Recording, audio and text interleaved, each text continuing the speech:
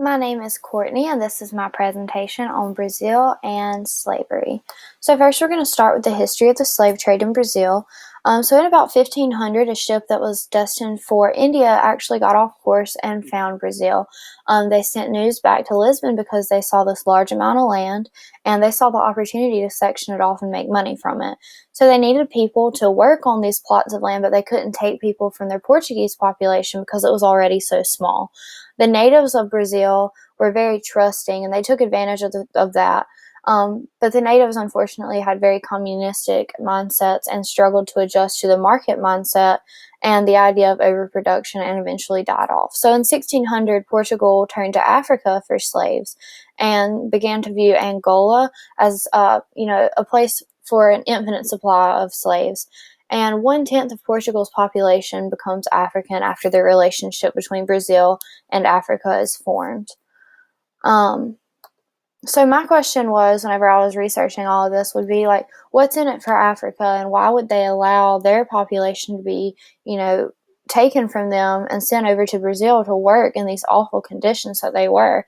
But slavery wasn't really considered taboo to Africa, so whenever the idea was introduced, it wasn't anything out of the ordinary. Africa was nothing really but shared property, and they didn't have a lot of money anyways. Their wealth was represented by how many people that they had obtained under them. So chiefs oftentimes would have slaves that were a result of warfare to work under them to help to represent and show how much wealth they had. And African slaves were never sold until the Europeans formed the relationship between Brazil and Africa. Whenever they just had African slaves within Africa, they became slaves as a result of warfare. So what's in it for Africa? What is Africa gaining from taking people out of their country? The Europeans had guns, swords, and alcohol, and that was all wanted by the Africans. And it wasn't like they'd never seen it before.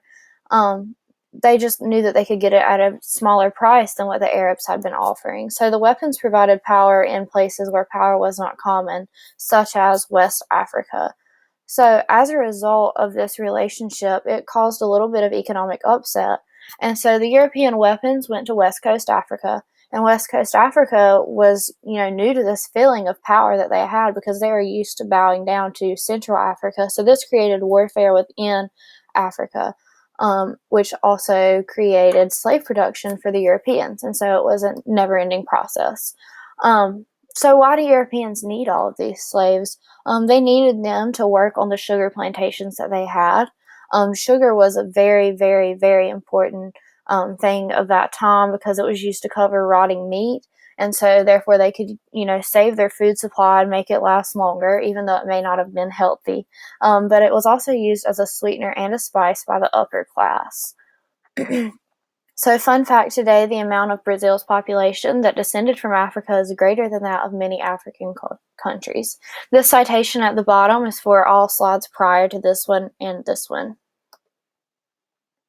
Here are my documents. These are entitled The Treatment of Enslaved Africans and Their Autonomy in Colonial Brazil.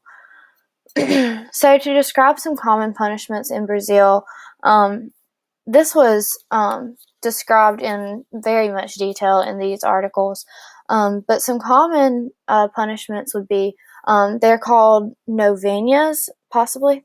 But this is where slaves are attached to a cart and they receive whippings for 9 successive days. And following these whippings, their mangled flesh is cut, and they then put cayenne pepper and salt into these wounds, which I imagine would be very painful. And this is to prevent gangrene and corruption. The slave owners did not allow religion in their slave population.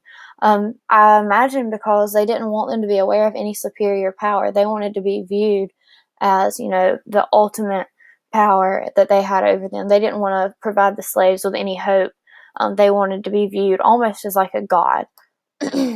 So after reading both paragraphs, I don't feel like that slaves were helpless individuals, because in the second article, this is an account given by an English sugar planter in Brazil. He said that he observed, several slaves leave their house and steal away to visit an acquaintance or maybe participate in some kind of feast or merry meeting. And it says that restraint creates the wish to act contrary to given rules. The slave has a natural bias to deceive him who holds him in subjection.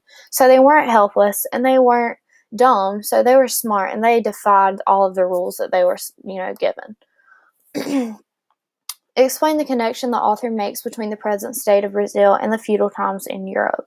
He says there's a striking similarity between the two time periods simply because the planter or the higher power in feudal Europe, they have all these people under them, and so the people that are of lower rank, regardless of if they're slaves or just people of a lower class in society, feel like they're entitled to give this respect to the people of higher class or the plantation owner. So slavery helped to shape modern Brazil in several ways, but there are two different ways that their culture is prominent in Brazil today. So on your right, there is a picture of a martial art / dance known as capoeira, and it came over on a ship from West Africa. It was created by the slaves because they were tortured and they weren't allowed to have weapons, so they really needed a method of self-defense. But this wasn't simply boxing; it wasn't fighting. They had to find a way to disguise it, because whenever the cavalry came around to patrol, they had to have a way to cover it up because they would be punished if they were practicing fighting or any kind of method of defense. Capoeira is a cross between dancing and martial arts. And to your left, this is a photo of maybe a ceremony or something to do with candomblé, which is dance in honor of the gods. It came from West Africa, and slave owners didn't allow religion, but candomblé is really a compilation of Catholicism, Christianity, and all of the religions that came over with the African slaves. They weren't allowed to practice their religion, but oftentimes they did in secret anyways. And this is really, really popular in Salvador, and people often go over and visit Brazil just to get in touch with their roots again and learn about their origins. But those are two things that are still used today in modern Brazil. So I feel like slavery really was a part of affecting the culture of Brazil today, because Salvador and Brazil is rich in African culture, and their society and population is predominantly African American. And with these two things, it's very shaped by the slave trade. And if it weren't for the slave trade, these two things would not be popular in Brazil. And that is all.